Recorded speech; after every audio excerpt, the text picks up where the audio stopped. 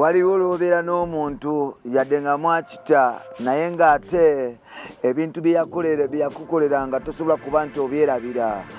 Eddie Kenzo, Rema Namakula kyeyakola Eddie Kenzo talisobola kuvaayo kukisimula kukyerabira era nga paaka kati agenda mu maaso n'okuba nti akinyumyako n'okukitendereza eri abantu n'okuvaayo kuba nti oba oliawo agenda mu maaso n'okuba nti akijaajamya n'okukisusuta n'okubeera nti ali proud of it.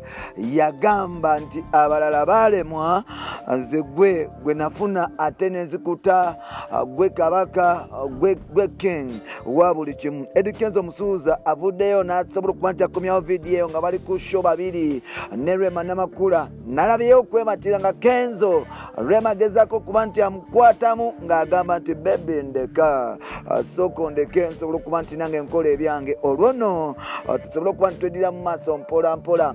Kino kyebakola Kenzo tasobola kuba nti akyerabira. Tukwaniriza ku mukutu gwaffe omuganzi ogumanyikiddwa nga Uganda Mukamoli amanya n'eddoboozi bamutantambi Jimso Namba Nukiboya Maxudi Junior.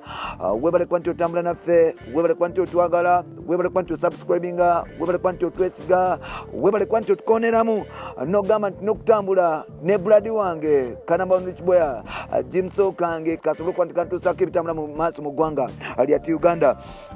And now, of course, omanyi mu bintu ebyabagalana bagamba tosangayo kikyo. When someone is in relationship with someone, still you have to respect that privacy gye balina ababiri. Newankubadde nga mulimu ebintu bikyamu bingi ebisobola okuba nti bigenda mu maaso n'okuba nti bihappeninga mu relationship, still there is always that good thing omuntu kyasobola okuba nti apickinga anaterabira. Of course, fena tukimanyi bulungi nti Rema Namakula ne musajja mukulu amanyikiddwa nga Edlisa Musuuza Kenzo tebasobola kuba nti bakikwasaganya bulungi n'okuba nti oba oliawo beekwatako okwegomya n'okugenda mu maaso n'okuba nti oba oliawo banyumya physically kubanga waliwo embeera eyaliwo. Fena tukimanyi nti 2019 gwali gwa mwaka gwa Kenzo kukaba maziga wano nno we bamuyimbira akayemba akamanyikiddwa nti siri muyembe ng'olwo omukyala agezaako okuba nti yedifendinga olwo ng'ateeseteese okuba nti anoba era ng'omuyembe era tegwafuuka muyembe kubanga omuyembe gwamala ne gutoloka okuva ku muti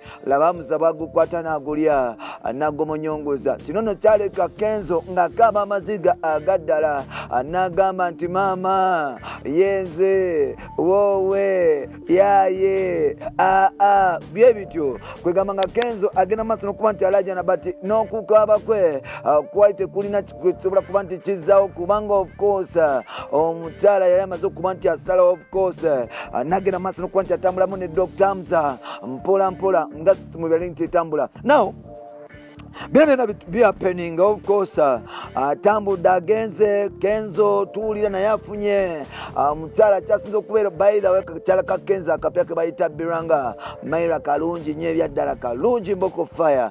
Yagenda maaso n'okuba nti afuna omukyala omulala mu Tanzania mukyala mulungi byaddala ayinamu kasente naye of course waliwo ebintu ebyo ebitono Rema bye yamukoleranga edda mpola mpola byatasobola kuba nti kwerabira era nga kwebimu ku bino ye show eyali ku Freedom City no show yali ya Edlisa Musuuza Kenzo.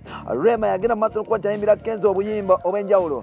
Kenzo n'atunula n'agamba nti oh Lord, oh Lord, oh Lord. Of course abantu crowd yaseka, crowd yanyumirwa era nga ezo memories tebasobola kuba nti bazijjawo. Ono yagamba Rema yagamba Kenzo n'amugamba nti owaaye nze bonna nagezaako byalema gwe kabaka gwe musawo gwe ddagala gwabimala era nga buli system yange buli lw'otuuka bw'oti nga system kiriya baby nkwagala nnyo nkwagalira ddala era nga Edlisa Musuuza yagenda mu maaso n'okuba nti ebigambo ebyo abikwata ku mutima.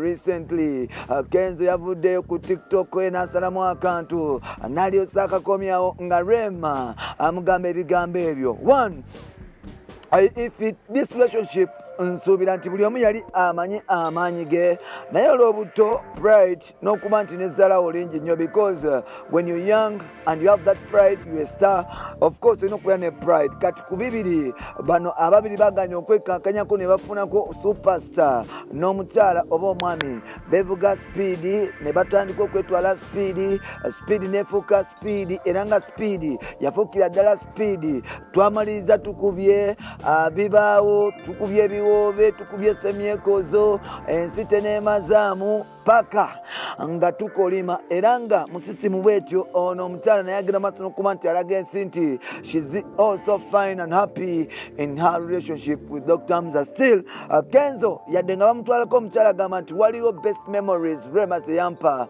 azesobola kuba nti neerabira era nga Rema n'amakula mukama akunzirizeewo wonna we wajja. Sheyo yali ku Freedom City, Sheyo waliyo omupiira gwa Uganda Cranes, Sheyo yasalako nnyo era abantu bagenda mu maaso n'okuba nti bajunyumirwa era nga Kenzo agamba nti obulamu bwange sibufunangako best memory nga Rema bwe yakera ku makya nanyimbira ng'ensi eraba era nga yasobola okuba nti andaganze omusajja abebama nti byaliwo naye tekingana kuba nti oba oliawo nzijukira omuntu wange bye yankolera ebiseera ebyo era nga system yagenda mu maaso n'okuba nti ekyuka neefukira ddala omusajja oyo bamuyita Edisa Kenzo omusuuza kogata ne mama Rema n'amakula. Of course nkwebaza kintu kimu kuba nti ompuliriza all the time webale kuba nti osubscribing okutambula nange n'okunesiga bampita ntambi Jimson Namanwich Boya Maxwell Junior nakulwalero nlekanso kempo ereko wano then tujja koma olulala n'ebirala osobola okuba nti obifuna. Bye bye for now. Nebuzo chikola chomutima kusuleyo tosu